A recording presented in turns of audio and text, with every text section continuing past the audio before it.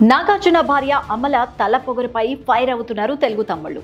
CM చంద్రబాబుని అవమానించిందంటూ ఆగ్రహాన్ని వ్యక్తం చేస్తున్నారు.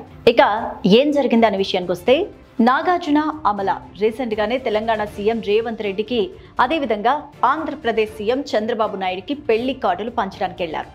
అయితే ఇక్కడే ఇప్పుడు టీడీపీ తమ్ముళ్లను అక్కినేని అమల బాధ పెట్టినట్టయింది.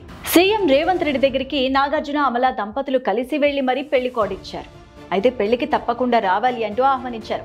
ఇది బాగానే ఉంది. కానీ చంద్రబాబు నాయుడు దగ్గరికి మాత్రం నాగార్జున సింగిల్ గా వచ్చి కార్డ్ ఇచ్చారు. ఇక్కడే ఇప్పుడు అభిమానులు చాలా హర్ట్ అయ్యారు. సీఎం రేవంత్ రెడ్డికి సతీ సమేతంగా వెళ్లి కార్డు ఇచ్చిన నాగార్జున చంద్రబాబు నాయుడికి ఎందుకు సింగిల్ గా వచ్చి ఇచ్చారు అంటూ మాట్లాడుకోవడం మొదలు పెట్టేశారు. మరీ ముఖ్యంగా రేవంత్ రెడ్డి నాగార్జున పట్ల ఎంత నెగటివ్ గా ఉన్నారో, ఎన్ని కోట్లు లాస్ చేశారో అందరికీ తెలిసిందే అంటున్నారు.